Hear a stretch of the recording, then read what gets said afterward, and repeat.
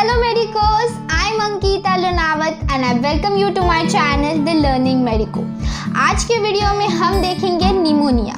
ये पार्ट 1 होगा वीडियो का, जिसमें हम देखेंगे निमोनिया इन डिटेल और हमारे आने वाले वीडियोस में हम देखेंगे निमोनिया के टाइप्स, जो कि है लोबार निमोनिया, ब्रोंको निमोनिया। इन पे हम एक इंडिविजुअल वीडियोस बनाएंगे और वो डिटेल में देखेंगे। So also for handwritten notes of all my videos you can follow me on Instagram at The Learning Medico। Link description box में दिया हुआ है। So definition: pneumonia is defined as the acute bacterial infection of the lung parenchyma excluding the terminal bronchioles by one or more copathogen. So pneumonia क्या है? ये एक acute infection है lung parenchyma का, जिसमें हम टर्मिनल ब्रोंक्यूल्स का infection include नहीं करते। और ये क्यों होता है? कुछ कोपैथोजेंस की वजह से होता है निमोनिया। मेनली माइक्रो ऑर्गेनिजम्स जैसे बैक्टीरिया के वजह से निमोनिया कॉज होता है। हम इसमें टर्मिनल ब्रोंक्यूल्स का इन्फ्लेमेशन इंक्लूड नहीं करते हैं, क्योंकि वो कॉज होता है कुछ वायरल एजेंट्स की वजह से। This definition excludes bronchiolitis which is the infection of the terminal bronchioles which is invariably cause by viral agent. Bronchiolitis कुछ वायरल एजेंट्स की वजह से कॉज होता है, इसलिए हम इसे निमोनिया में कंसिडर नहीं करते। अब इसका पैथोजेनेसिस क्या है? द माइक्रो ऑर्गेनिजम्स, कुछ इन्फेक्शन कॉज करने को माइक्रो ऑर्गेनिजम्स अंदर आने चाहिए बॉडी में। तो मेनली पहला रूट है इन्हेलेशन। अभी एटमॉस्फेयर में कौन से माइक्रो ऑर्गेनिजम्स हमें पता नहीं है, हमें दिखते नहीं है, क्योंकि उनके बहुत माइन्यूट होते साइज में। सो इन्हेलेशन थ्रू बहुत सारे माइक्रोब्स अंदर आ सकते हैं रेस्पिरेटरी ट्रैक्ट में। Next is the aspiration of organisms from the nasopharynx to the oropharynx। जब हम खाना खाते हैं और हमारा ध्यान नहीं होता है खाने की तरफ, तो कुछ कंटेंट्स होते हैं फूड के, वो हमारे रेस्पिरेटरी ट्रैक में जा सकते हैं। सो एस्पिरेशन हो सकता है और हमें नहीं पता कि कौन से ऑर्गेनिजम्स है फूड में। सो ये कॉज कर सकता है, एक रूट है इन्फेक्शन का। Next is the haematogenous spread from distance focus of infection. Haematogenous spread mainly through blood and the direct spread from the adjoining site of infection. अगर आप किसी हॉस्पिटल में एडमिटेड हो और आपके जो साइड का बेड है वहाँ पर कोई निमोनिया का पेशेंट है, so it may cause a infection to you. So what is aetiology? Aetiology, अब इसके कॉजेस क्या है? पहला तो है अल्टर्ड कॉन्शियसनेस। जब पेशेंट कॉन्शियस नहीं होता, जैसे वो कोमा में हो, तब ये इन्फेक्शन कॉज हो सकता है। जो माइक्रो ऑर्गेनिजम्स है वो एंट्री ले सकते हैं रेस्पिरेटरी ट्रैक में।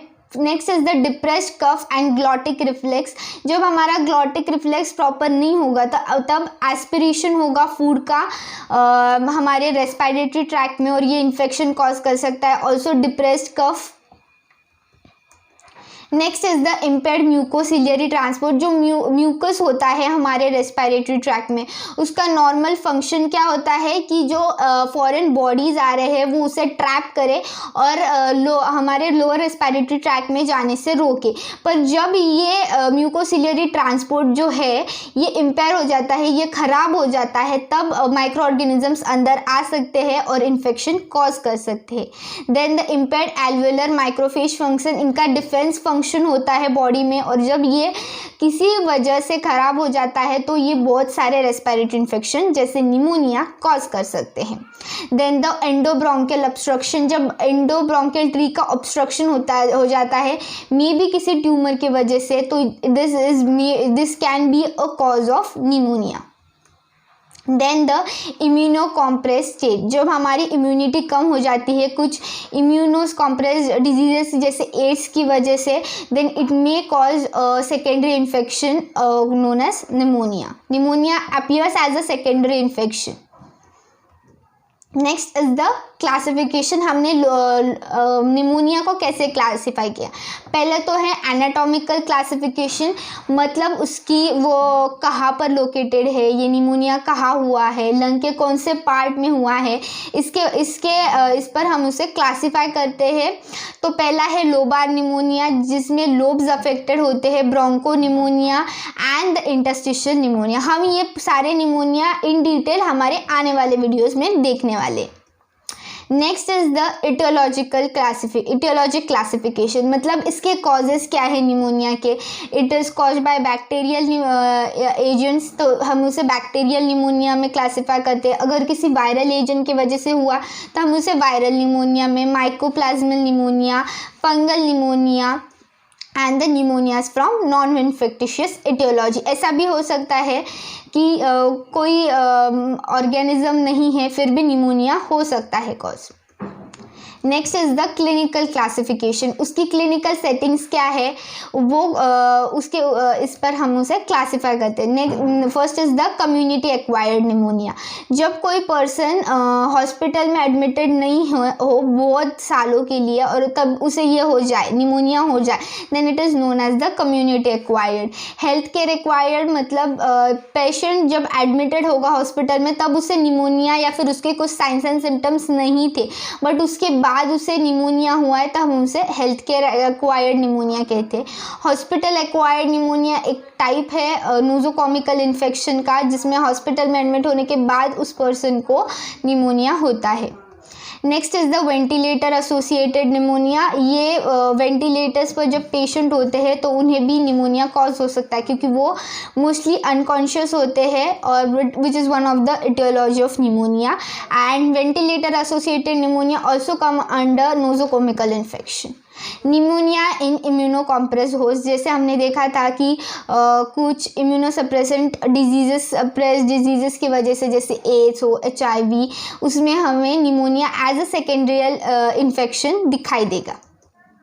And next is the miscellaneous pneumonia. हम ये सारे टाइप्स इन डिटेल देखेंगे हमारे आने वाले वीडियोस में। तो अभी के लिए आप जो निमोनिया का कंसेप्ट है वो अपने क्लियरली दिमाग में ले लीजिए। सो निमोनिया क्या है, ये एक एक्यूट इन्फेक्शन है लंग पैरेंकाइमा का, जिसमें हम टर्मिनल ब्रोंक्यूल्स को इंक्लूड नहीं करते हैं क्योंकि जो टर्मिनल ब्रोंक्यूल्स का इन्फेक्शन है वो वायरल एजेंट्स की वजह से होता है। फिर हमने इसकी इटियोलॉजी देखी, फिर हमने इसका क्लासिफिकेशन देखा, anatomical classification, aetiologic classification and the clinical classification. अब हम हमारे आने वाले वीडियोस में ये सारे टाइप्स इन डिटेल देखेंगे। So stay tune. And if you like the video और अगर आपको ये टॉपिक समझ में आया हो तो please hit on the like button and please do subscribe to my channel the learning medico. Thank you.